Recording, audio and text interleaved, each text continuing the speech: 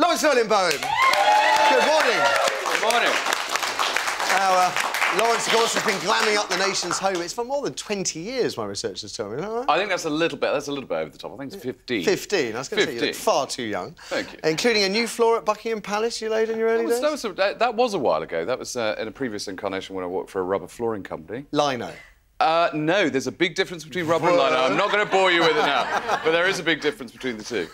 His latest project is this, Decorating with Laurence Llewelyn-Bowen, which is, well, it's roughly 2/3 inspiring ideas, 1/3 practical tips. Hands-on stuff. Yeah, yeah. My own hands doing the stuff. The inspiring ideas, they're all your own as well. Yeah, no, basically it's 30 completely new interiors which haven't been published before.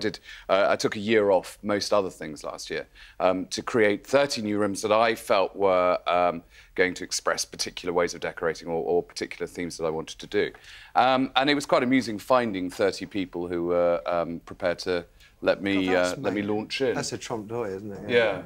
That's actually at home. That's our guest bedroom. Is it? Yes. I love it. Well, come and stay, Mrs. Selby. I'd be delighted to put you up likewise, in there. Of course, you run your own design company. Yeah. You actually, it's in Gloucestershire, based, isn't it? Yeah. I mean, do you actually do the stuff yourself? Well, I don't you know, hang all the wallpaper and I don't make all the curtains. When was the last time you did hang any wallpaper? Probably for the book. But the thing about the book is that I think that we've now got to the stage where, because we're not moving as much as we used to do, you know, the property values have slumped, people are wanting to improve rather than move. And I think there was a real gap in the market for people that wanted to just make a difference, make a change to their space. It can be quite depressing to still be in the same environment that you've decorated to sell, you know, so you've kind of understated it. You've sort of been rather bullied by the estate agent. So the idea behind the book is to give people that impetus, that kind of energy. Break away from beige. Exactly. Get beyond beige rage. Yes. Laurence, you did something with London Transport or London Underground. What was that? I did. Well, actually, it was the same flooring company where Lino. It's not Lino.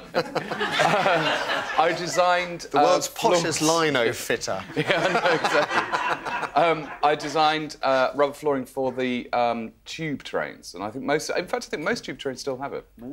So you check out a tube, and that's me. And when did you get into it? Interior design, not lino. Yeah, exactly. Sorry, leather.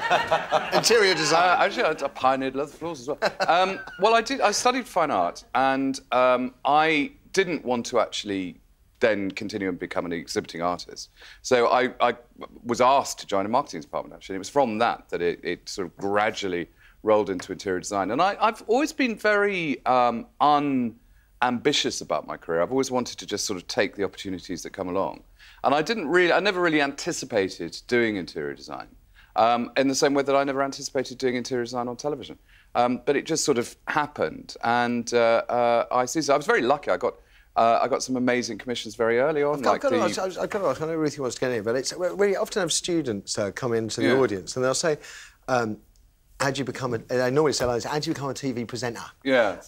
So what would you say? That you get a talent, get a skill first of all, and let it happen? Extraordinary. I mean, with my children's friends, I mean, not my children, but, you know, this whole kind of pursuit of being rich and famous. I think, you know, you've got to be famous for something. You can't just be famous for winning Big Brother or anything like that. You've actually got to put some hours in. You've got to have a job.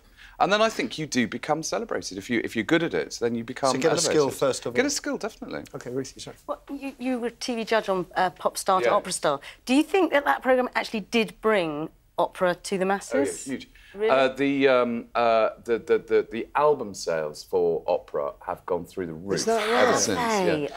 Rolando's album, Catherine's album, but I mean generally, you know, I've got the show on Classic FM, and we've noticed that the Classic FM chart now is totally dominated by opera. It was the most extraordinary experience, Pop Star to Opera Star. Aside from spending 6 weeks with Meatloaf's butt in front of me, that's suffering. Which was suffering. It was a butt out of hell. It really was. I just thought of that as well. I can't believe I've not done that one before.